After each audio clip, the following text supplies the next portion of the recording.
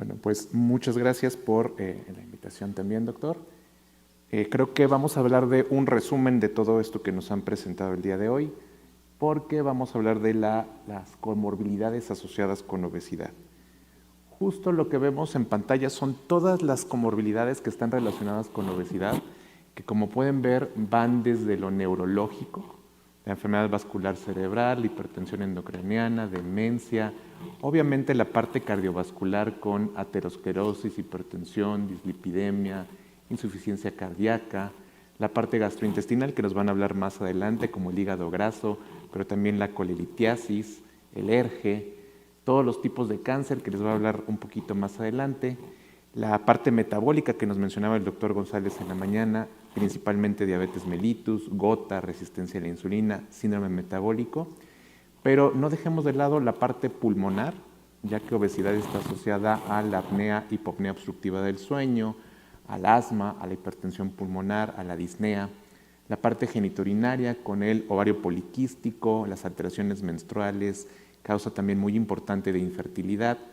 parte dermatológica con celulitis, éstasis venosa, lo musculoesquelético y la parte psicológica que también ya nos hablaban un poco, la parte psiquiátrica inclusive, depresión, baja autoestima.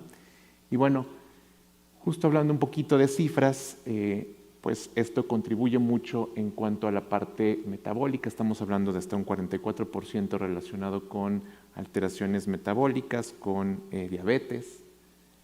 Sabemos que es una carga muy importante en cuanto al riesgo cardiovascular, más del 23% de la cardiopatía isquémica está relacionado con esto. Sabemos que incrementa la presión arterial sistólica y diastólica. Sabemos que aumenta, les decía, el riesgo de colelitiasis hasta en 2.7 veces.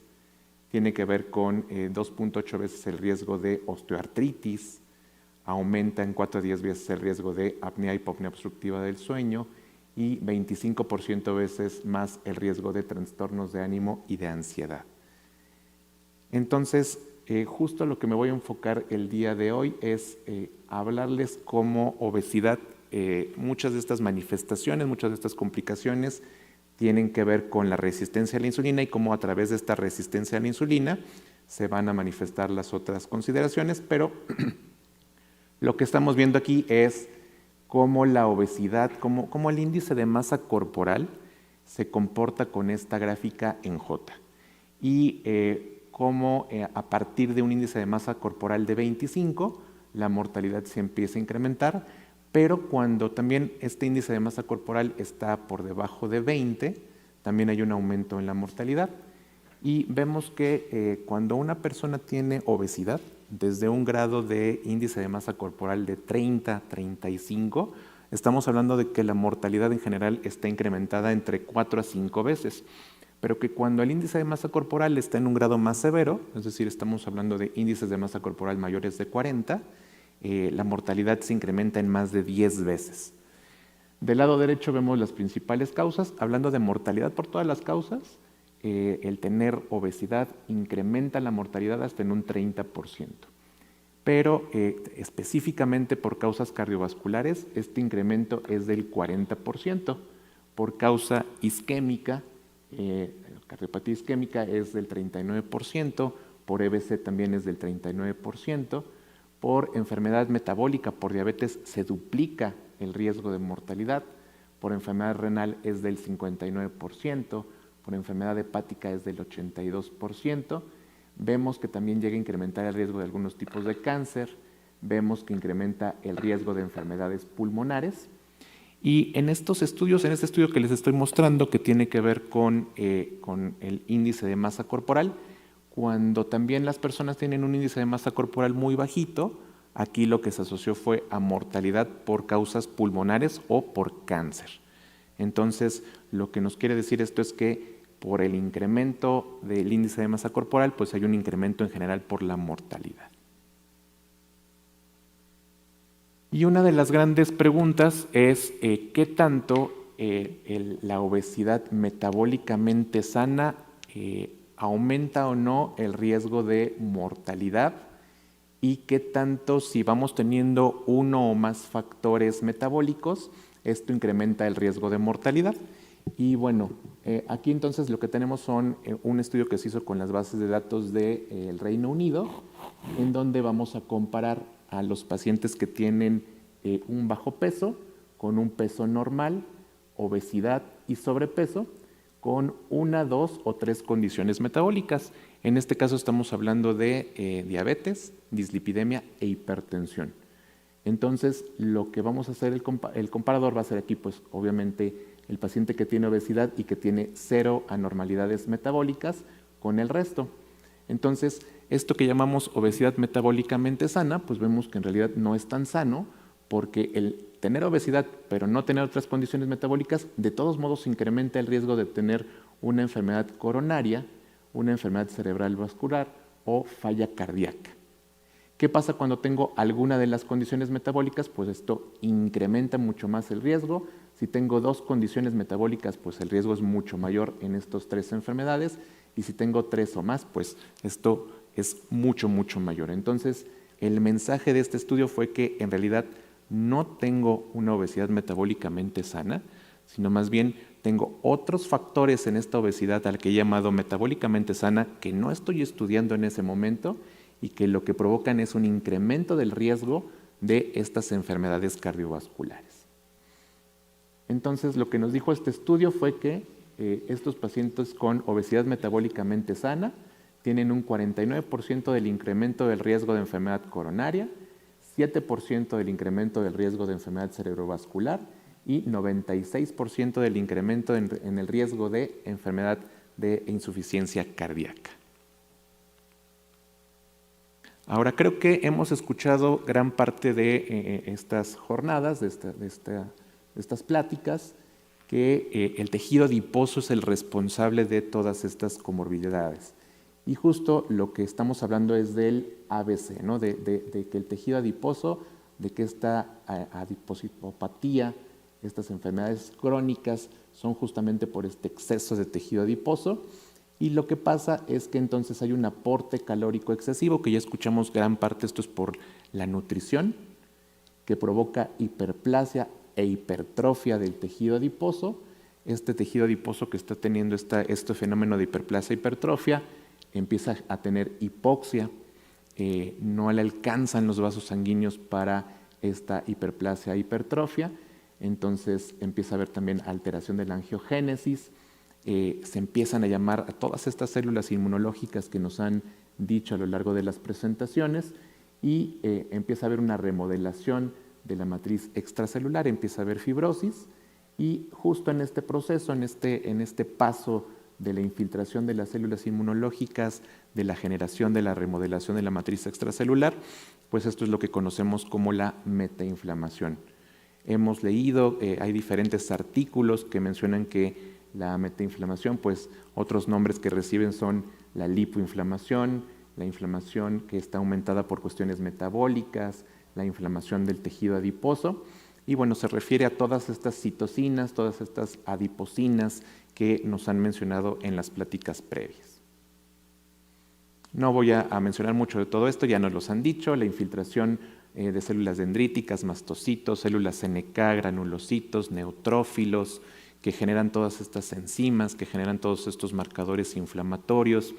Muy importante el cambio de fenotipo de los macrófagos, de que son antiinflamatorios, se vuelven proinflamatorios, generando todas estas sustancias que vemos en la pantalla y que muchas de estas sustancias tienen que ver con la generación también de la resistencia a la insulina. También la participación del sistema inmune adaptativo. Recordemos que el tejido adiposo pues no solamente son adipocitos, también hay células del estroma vascular que también son infiltradas por todas estas células inflamatorias, se generan estas estructuras de tipo corona que ya nos han mencionado, la alteración de las células T reguladoras y bueno, otros linfocitos como los linfocitos B que pues no hay tantos estudios, pero que también participan en la generación de todos estos marcadores inflamatorios. Ahora, lo que a mí me interesa mucho de esta plática o de mencionarles es que el tejido adiposo ya tenemos un buen tiempo, que sabemos que no solamente es un almacenador de la energía, sino que es un tejido muy activo en cuanto a cuestiones hormonales. Entonces, genera muchas hormonas, genera muchos marcadores inflamatorios, también algunos antiinflamatorios, pero todas estas moléculas como son resistina, factor de necrosis tumoral, interleucina 6, inhibidor del activador de plasminógeno, quemerinas, glucocorticoides, esteroides sexuales, todas estas moléculas que vemos en la pantalla que pues participan en la generación de la resistencia a la insulina, algunas de las que vemos del lado derecho, pues por ejemplo, factor de necrosis tumoral alfa, interleucina 1, interleucina 18, interleucina 6, directamente se van a relacionar con el receptor de la insulina, porque lo que van a provocar son fosforilaciones a nivel de serinas o a nivel de treoninas, es decir, en otros sitios diferentes a tirosinas, que lo que van a provocar es una alteración en este receptor de la insulina, o bien van a generar cascadas de fosforilación diferentes que pues, justamente van a generar resistencia a la insulina. En este caso, pues, estos adipocitos que están más relacionados con la resistencia a la insulina justamente son aquellos que tienen que ver con el tejido adiposo visceral, ya que este tejido adiposo visceral es más secretorio de todas estas sustancias proinflamatorias, es más lipolítico y justamente este mismo tejido es menos sensible a la acción de la insulina. Entonces, les mencionaba que yo me quiero enfocar mucho en la parte de la resistencia a la insulina porque la resistencia a la insulina es la que se va a generar y la que se va a relacionar con todas las demás enfermedades. Entonces, en los años 60 surge esta primera hipótesis, que es la hipótesis de Randall, que nos decía que en las personas que tienen obesidad, pues un aumento en el flujo de los ácidos grasos libres entra a las células como el músculo. Aquí a nivel mitocondrial, pues genera que haya un aumento en la concentración de acetilcoenzima A, un aumento en el NADH, y esto lo que va a generar es que hay un aumento en las concentraciones de citrato. Por haber un aumento en las concentraciones de citrato hay una confusión. Lo que va a hacer es que se inhibe la piruvato deshidrogenasa. Esto va a inhibir o va a aumentar las concentraciones de piruvato, por lo tanto se va a inhibir la fosfofructosinasa. Esto va a aumentar o va a hacer como una confusión de que hay un aumento en la concentración de glucosa 6-fosfato, que va a inhibir la exocinasa. Por lo tanto, esto va a ser como una confusión de que hay un aumento en la glucosa y pues entonces ante esta confusión de que si yo tengo un aumento en la energía, pues yo para qué requiero energía externa, entonces no va a haber una translocación de GLUT4, ¿no? O sea, lo que nos decía esta teoría es de que el aumento de los ácidos grasos libres lo que provocaba en la célula era que no se captara energía externa porque ya la célula tenía energía dentro.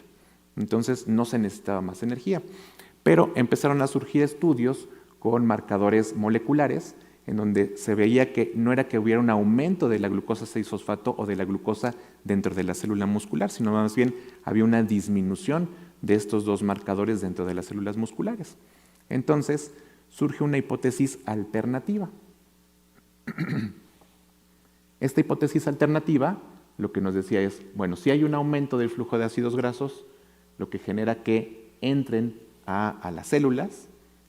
pero aquí lo que va a pasar es que esta persona ya tiene una alteración en la biogénesis de la mitocondria, en la función de la mitocondria o ambos, que lo que va a estar provocando es que no haya una adecuada oxidación de esta grasa y entonces estos ácidos grasos de cadena larga no van a ser ingresados a formar gotas lipídicas, no se van a ingresar adecuadamente a formar triacilgliceroles y se van a quedar como segundos mensajeros en forma de diacilglicerol. Entonces, este diacilglicerol, como segundo mensajero, va a fosforilar a una proteína sinasa C, la forma o la isoforma teta, y esta forma lo que va a hacer es va a fosforilar al sustrato del receptor de la insulina tipo 1, pero en la porción de serina, muy específicamente en la serina 1101, y esto lo que va a provocar es que no se active adecuadamente a la fosfatidil-inositol 3 sinasa. Por lo tanto, al no activarse adecuadamente la fosfatidil-inositol 3 sinasa, no hay una translocación de GLUT4 y ahora sí, GLUT4 al no translocarse no se capta la glucosa plasmática, y esto sí concuerda con que dentro de la célula muscular no haya glucosa 6-fosfato y hay una disminución en la síntesis de glucógeno. Entonces, como no hay una captación de la glucosa plasmática extracelular, pues esta glucosa plasmática se queda en la sangre y esto es lo que provoca la resistencia a la insulina y esto es lo que provoca poco a poco la diabetes. Entonces, esta hipótesis es la que se acepta como la más relacionada con la resistencia a la insulina.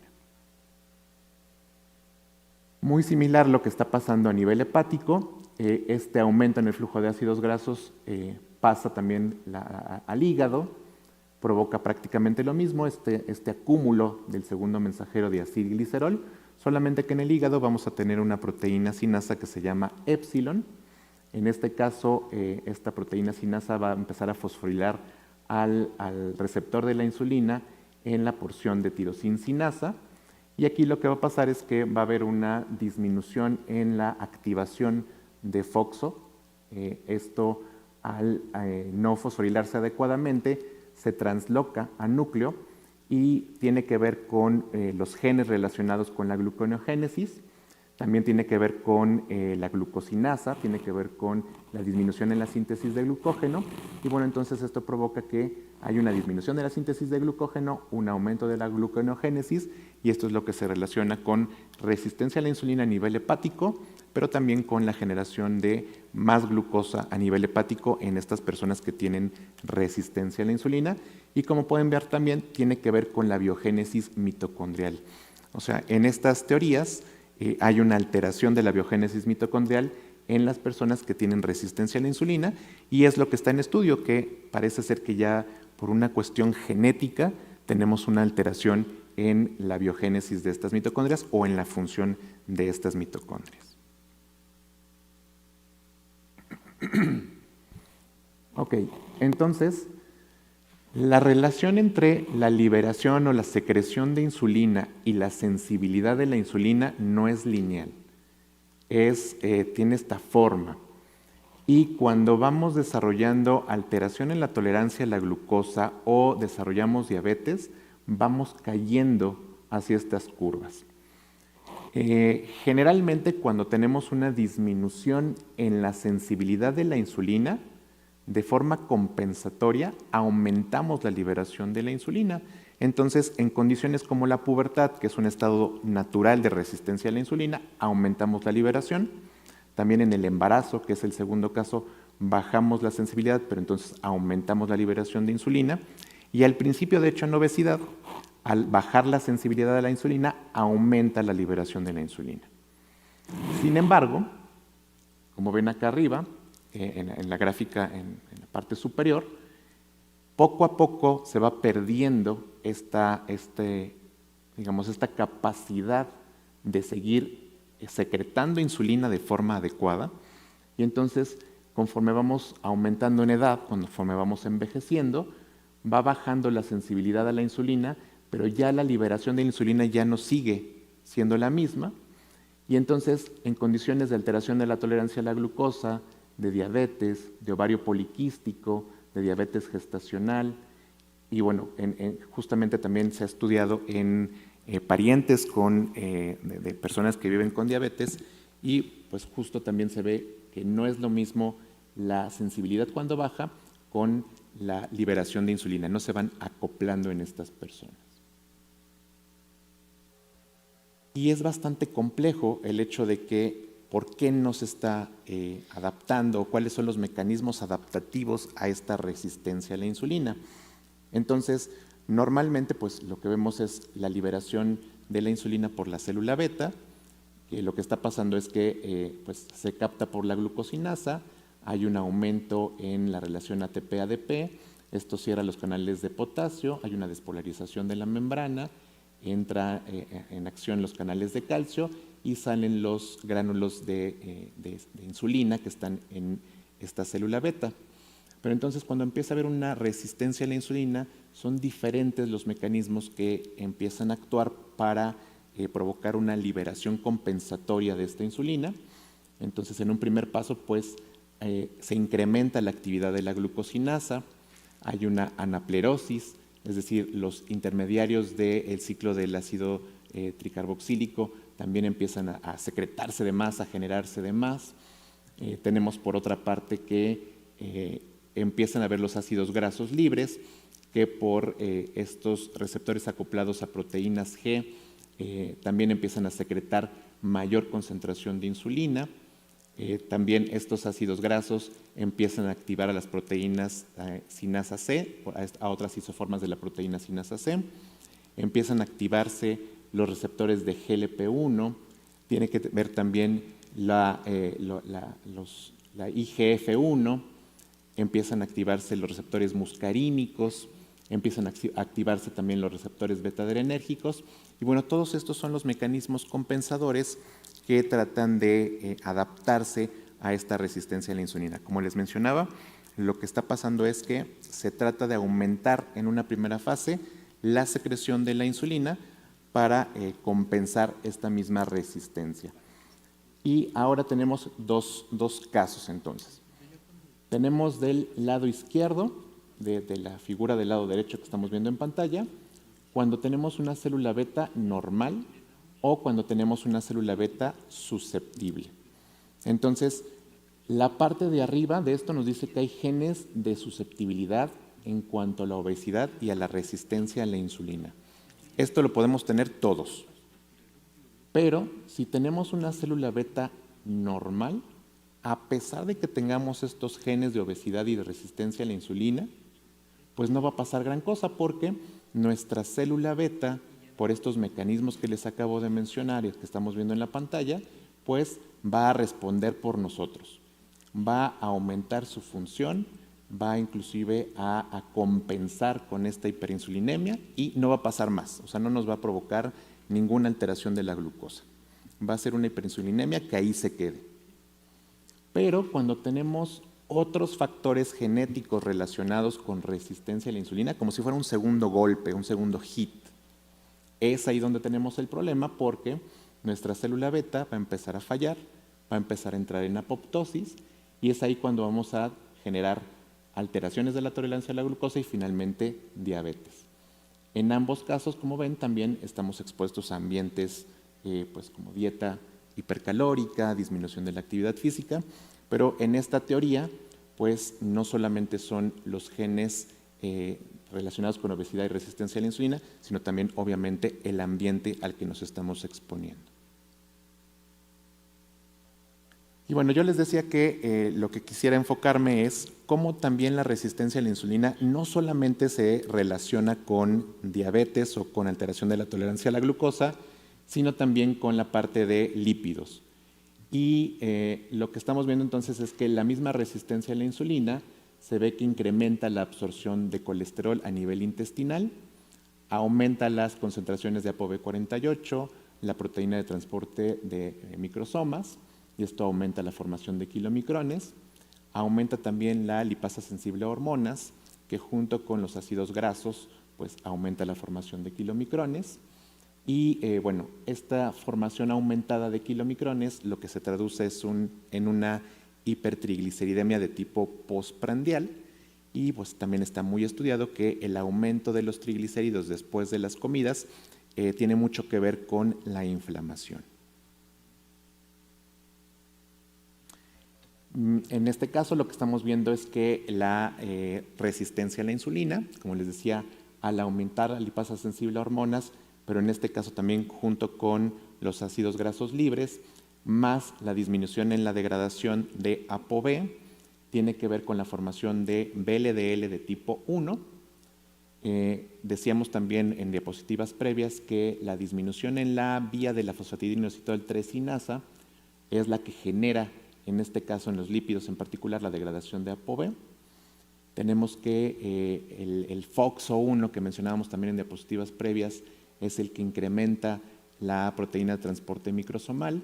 Hay un aumento en ciertas fosfolipasas, hay un aumento en ciertos factores genéticos como son la proteína de unión a los elementos reguladores de esteroles o la proteína de unión a los elementos reguladores de carbohidratos, y eso genera lipogénesis de novo. También aquí vemos la participación de la adiponectina, porque en resistencia a la insulina se ve una disminución de la adiponectina, Y bueno, todos estos mecanismos que acabo de mencionar se traducen en que se forman VLDL de tipo 1, que son ricos en ácido palmítico, es decir, lipoproteínas cargadas con triglicéridos, particularmente en ácido palmítico. Entonces, ahora lo que estamos viendo es que estas lipoproteínas, dependiendo del ácido graso que contienen, son más inflamatorias que otras, y en este caso, al tener ácido palmítico, pues son mucho más inflamatorias que si tuvieran otro ácido graso en estas posiciones. ¿Qué pasa con las LDL? Pues que también en la resistencia a la insulina disminuyen los receptores de LDL, entonces estas LDL tienen más oportunidad de estar en la sangre, de generar más oxidación, de hacerse más pequeñas, de hacerse más densas, disminuye la afinidad por ApoB, se empiezan a glicar también estas proteínas, entonces al glicarse, al hacerse más oxidadas, al hacerse más pequeñas, se va a favorecer la captación a nivel periférico, particularmente en el endotelio de las pequeñas arterias, aumenta su oxidación, esto pues influye en la afinidad por el receptor de LDL, participa esto en la inflamación, y pues la misma hipertrigliceridemia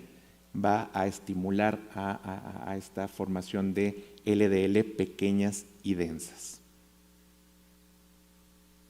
Y finalmente la misma resistencia a la insulina, la misma elevación de los triglicéridos. Sabemos que la elevación de los triglicéridos como que empuja, digamos, el catabolismo de las HDL. Entonces, estas VLDL de tipo 1 que mencionábamos ricas en ácido palmítico van a acelerar el catabolismo de las HDL, que junto con la disminución de la adiponectina, la glicación de las ApoA, que tienen que ver también con la formación de las HDL, o de ciertas enzimas que tienen que ver con la formación de las HDL, pues lo que va a hacer es que estas HDL se depuren más rápidamente y pues tenemos entonces el espectro completo, ¿no? En un paciente que tiene resistencia a la insulina, formación de kilomicrones, formación de VLDL que son con alta cantidad de triglicéridos proinflamatorios, bajan las HDL y aumentan las LDL. Entonces, todo listo para un infarto. ¿Cómo participa la resistencia a la insulina con la hipertensión? Bueno, les muestro las dos vías principales del receptor de la insulina, la vía de fosfatidilnoinositol 3-sinasa, la vía de las MAP sinasas. En el caso de la vía de fosfatidilnoinositol 3-sinasa, con su principal mediador, que es AKT, que tiene que ver con la translocación de GLUT4, lo que les mencionaba que es la obtención de glucosa, pero la misma vía de AKT participa en la generación de óxido nítrico, esto es a través de la vasodilatación, y la vía de las MAP sinasas con su mediador ERK tiene que ver con la vía de endotelina 1, que genera vasoconstricción y aparte crecimiento y mitogénesis. Entonces, se ha visto que cuando hay resistencia a la insulina, la vía que se ve más afectada es la vía de fosfatidilnoinositol 3-sinasa, por lo tanto, la generación de óxido nítrico es la que se afecta, por lo tanto, disminuye la vasodilatación y se favorece la vía de ERK, por lo tanto, aumenta la endotelina 1 y se favorece la vasoconstricción. Entonces, esto es uno de los mecanismos potenciales por los que se genera hipertensión. No solamente eso, sino que también los ácidos grasos libres aumentan las especies de oxígeno reactivas. La misma insulina aumenta la actividad del sistema nervioso simpático, inhibe la óxido nítrico sintasa de tipo endotelial, y también la misma insulina genera hiperactividad del sistema renina-angiotensina-aldosterona. Entonces, todos estos mecanismos tienen que ver con la generación de hipertensión. Otros mecanismos propuestos, pues, el tejido adiposo perivascular, que actúa como una función parácrina en la secreción de interleucinas, como la tipo 8, como RANTES, que pues esto genera inflamación y reclutamiento de las células inmunes, el papel de la leptina, de otras citocinas, el papel de la disminución de la adiponectina, de la angiotensina 2, de la resistencia en la inflamación. Y bueno, aquí se genera una proliferación y migración de las células de músculo liso vascular. Y bueno, también esto se piensa que es lo que está generando hipertensión. Eso es en cuanto a las principales manifestaciones de la resistencia a la insulina con dislipidemia y con la hipertensión. Pero, ¿qué pasa con la disposición también del tejido adiposo? Bueno, yo les mencionaba que cuando el tejido adiposo se está hipertrofiando y tiene una hiperplasia, empieza a restringirse su movimiento porque hay fibrosis. Cuando este tejido adiposo se ve restringido en movilidad, pues a esta grasa que se quiere seguir moviendo, no le queda otra que empezar a irse a otros órganos que no son los órganos tradicionales. Entonces se empieza a depositar en el hígado, se empieza a depositar en el páncreas, se empieza a depositar en el corazón, y eso es lo que nos da las otras manifestaciones alrededor. En este caso, también la misma grasa lo que empieza a hacer es empujar a los pulmones, cuando está depositado sobre todo a nivel visceral, y pues lo que les muestro es que la grasa visceral, cuando empieza a empujar hacia arriba al mediastino, empieza a comprimir a los pulmones, y pues esto es lo que está pasando en los pacientes que viven con obesidad, que tienen alteración de la mecánica respiratoria. Pero no solamente eso, sino que también la leptina que genera en exceso el tejido adiposo parece que genera disminución de la, digamos, fuerza muscular a nivel pulmonar, aparte de todos los efectos cardiovasculares, y pues por lo tanto 77% de trastornos del sueño en los pacientes con obesidad, 4 a 10 veces más de SAOS y de síndrome de hipopnea obstructiva del sueño, de 7 a 22% en los pacientes que viven con obesidad. Nos van a hablar ya de hígado graso, nos van a dar ya más pormenores de este hígado graso, pero evidentemente conforme aumenta el índice de masa corporal, cuando tenemos más de 30, hasta 20.5% de prevalencia de hígado graso. También cuando tenemos una cintura mayor, aumenta la prevalencia de hígado graso, y pues estamos hablando en general de un aumento de 3.5 veces el riesgo de desarrollar hígado graso comparado con personas con un peso normal. ¿Qué pasa con el corazón? Pues que el acúmulo de grasa intra y extramiocelular disminuye la contractilidad miocárdica, aumenta la masa del ventrículo izquierdo, reduce el grosor de la pared septal, y esto genera disfunción diastólica, que es de los primeros casos o de las primeras alteraciones cardíacas que vemos en nuestros pacientes. Hay una lipotoxicidad vascular, ya que los ácidos grasos, como les había mencionado, generan especies de oxígeno reactivas, y esto genera disfunción endotelial. La grasa alrededor de los vasos sanguíneos, sobre todo en coronarias y aorta, modula la respuesta a los agentes vasoactivos, tiene que ver con inflamación. La grasa pericárdica también tiene que ver con esta inflamación. De hecho, la cantidad de esta grasa se correlaciona con el tejido adiposo visceral. Si tenemos una persona que tiene un aumento del perímetro de cintura, seguramente tiene un aumento de la grasa pericárdica, y sabemos que el aumento en una desviación estándar del perímetro de cintura se asocia a un aumento de la desviación estándar de la grasa pericárdica, y esto incrementa la mortalidad en 34%. Todos estos mecanismos, no me quiero hacer como tan específico, pero la resistencia a la insulina nuevamente, las cuestiones pulmonares, el aumento de la contractilidad, la grasa pericárdica, las cuestiones renales asociadas en el paciente generan insuficiencia cardíaca. Entonces, en el paciente que vive con obesidad tenemos un aumento del riesgo de falla cardíaca, tanto con fracción de eyección reducida como preservada. En el paciente con obesidad, con sobrepeso, es un aumento en el riesgo de 38% de falla cardíaca con fracción de eyección preservada, y en obesidad es hasta 56% en el riesgo de esta falla cardíaca.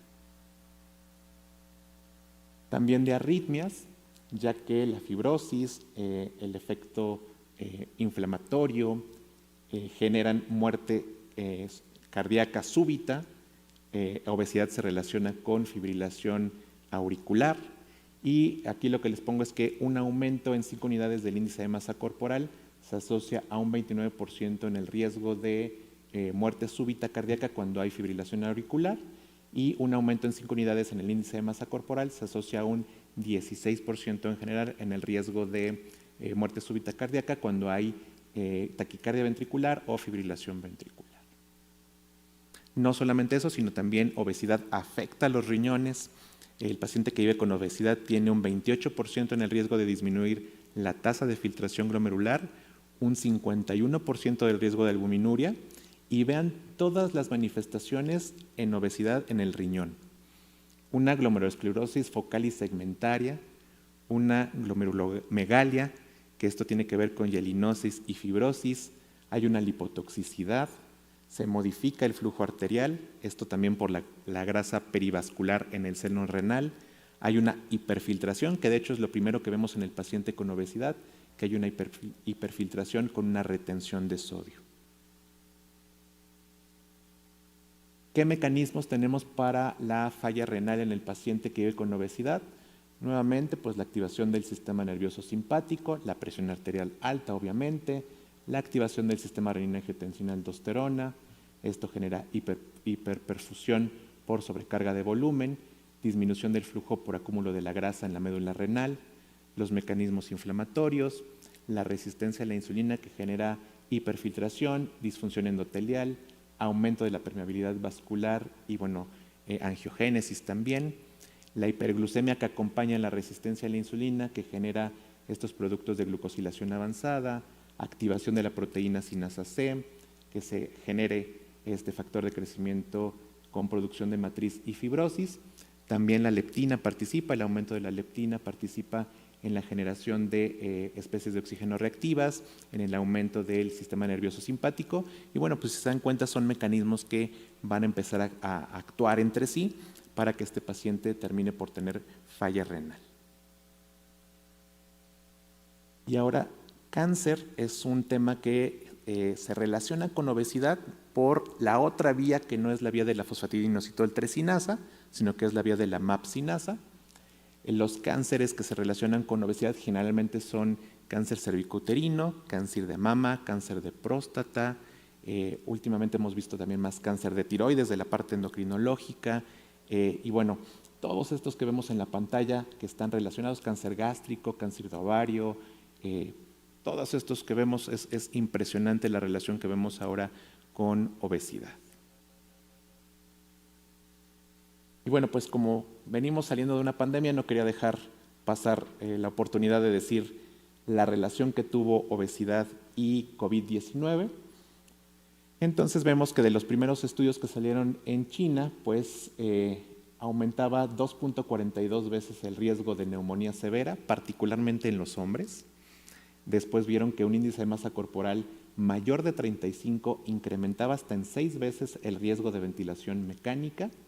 Cuando el índice de masa corporal era mayor de 40, aumentaba en 5 veces el riesgo de hospitalización. Y estudios aquí en nuestro país vieron que aumentaba en un 26%, el tener obesidad aumentaba en 26% el riesgo de mortalidad. De hecho, cada unidad en el aumento del índice de masa corporal se asoció a 12% más el riesgo de tener COVID severo. Y ya para concluir, decirles que la obesidad tiene consecuencias negativas para todos los órganos y sistemas, que en general de lo que les hablé, 3 mecanismos son los que relacionan la obesidad con sus comorbilidades: la generación de la resistencia a la insulina, la producción de sustancias con efecto sistémico, que son las citocinas, hormonas y prooxidantes, y la disposición del tejido adiposo, ya que tiene un efecto mecánico, sobre todo a nivel pulmonar y renal, y la disposición de la grasa ectópica, particularmente a nivel del corazón. Y decirles que la obesidad, independientemente de sus comorbilidades, provoca incremento de la muerte por causas cardiovasculares. Muchas gracias por la invitación.